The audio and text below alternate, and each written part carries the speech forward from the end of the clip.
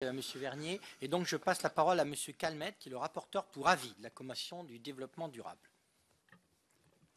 Merci Madame la Ministre, Messieurs les Présidents. Je suis très heureux de présenter ce rapport pour avis qui recoupe en de nombreux points ce qu'a dit Michel Vernier précédemment. C'est vrai que c'est une petite mission avec, en termes financiers en tout cas, avec deux programmes. Le programme d'intervention territoriale de l'État, qui est en fait un programme atypique dans la maquette budgétaire, puisqu'il ne crée pas de dépenses supplémentaires, mais permet la mutualisation des moyens consacrés aux actions qui le composent.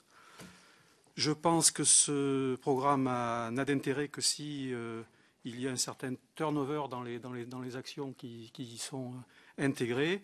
Et je crois qu'en particulier, comme l'a dit Michel Vernier, l'action intitulée Dynamisation de la filière bois en Auvergne-Limousin-Bourgogne pourrait être utilement intégrée à ce programme quand les actions actuelles arriveront à leur terme, au moins l'une d'entre elles, puisque la filière bois, cette action, s'appuie sur les travaux conduits dans le cadre des États généraux du bois qui ont été clôturés en juin 2012.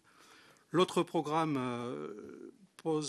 est aussi un budget de transition qui permet, je crois, de réfléchir aux réformes et aux évolutions nécessaires en matière de politique d'aménagement de territoire plus efficace. On peut se questionner les outils avec les évolutions de la DATAR, le devenir de la prime d'aménagement du territoire, la réflexion sur les zonages, ça a été dit aussi, qui sont quand même très complexes, qui se superposent en vue d'une simplification, d'une clarification pour une meilleure lisibilité et efficacité.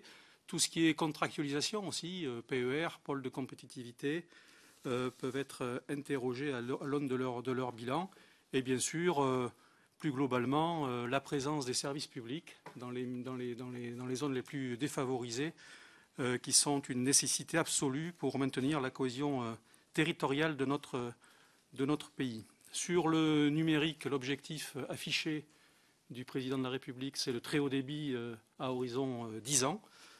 Se pose donc le problème du financement pérenne et durable, car ça va coûter très cher.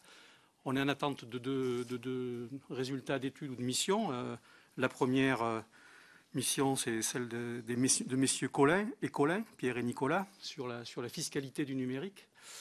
Et puis la deuxième, c'est l'étude conduite par la Direction générale de la compétitivité de l'industrie et des services, ainsi que de la DATAR, pour évaluer le coût, le plus finement possible, le coût du déploiement d'un réseau très haut débit sur l'ensemble du territoire. N'empêche que, quels que soient les résultats de ces études, l'assiette du Fonds d'aménagement numérique du territoire et sa pérennité à des hauteurs conséquentes sera posée. Ceci dit, Madame la Ministre, je voudrais en profiter pour vous poser un certain nombre de questions qui m'apparaissent plus générales sur la politique gouvernementale en matière d'aménagement du territoire, parce que je pense qu'il faut entamer un nouvel élan par rapport à tout ça. Je reprends la réflexion de Michel Vernier sur la maquette financière, d'abord en préambule. C'est vrai qu'il existe une mission égalité des territoires, logement et ville. De l'autre côté, une mission politique des territoires. Est-ce qu'il ne serait pas plus logique et peut-être plus efficace dans la réflexion commune de mêler dans une seule et même mission toutes les politiques de l'État en faveur des territoires fragilisés.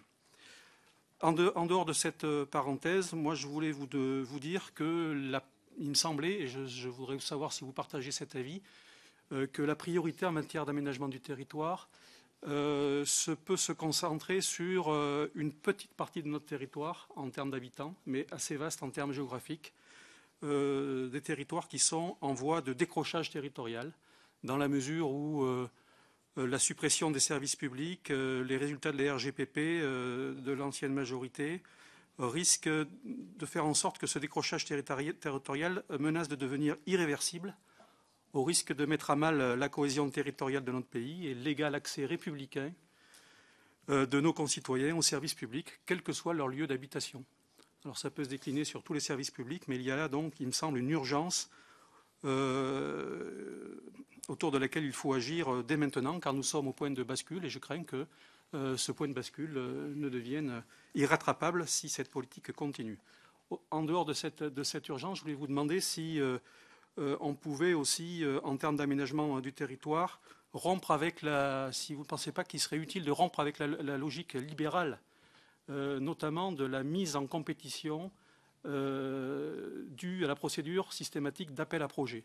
Parce que les appels à projet favorisent par définition ceux qui ont les moyens d'y répondre et donc laissent de côté les territoires les plus fragiles qui, eux, ne peuvent pas y répondre, faute d'ingénierie ou faute de moyens pour le faire.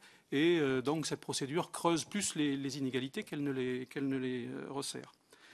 En deuxième lieu, je pense qu'on pourrait aussi poser l'aménagement du territoire de manière horizontale et territoriale, plutôt que de continuer à le faire de manière verticale avec des logiques ministérielles étanches, cloisonnées et qui ne se parlent pas, avec sur un même territoire des fermetures qui peuvent être de services, qui peuvent être tout à fait entendables d'un point de vue de l'administration centrale, verticalement, mais qui horizontalement, quand elles se cumulent, arrivent aux situations dont je parlais tout à l'heure. Et donc, il me semble que cette logique horizontale et territoriale serait préférable à la logique verticale aujourd'hui employée. Et puis, peut-être, dernière question par rapport à ces évolutions souhaitées. Il me semble, et là aussi je vous interroge pour savoir si on pourrait essayer de réformer les outils de la politique du territoire. La DATAR, vous allez peut-être nous en parler, les observatoires, les PER, les pôles de compétitivité, dont je rappelle donc le caractère difficile à partir du moment où c'est des appels à projets, les zonages, etc.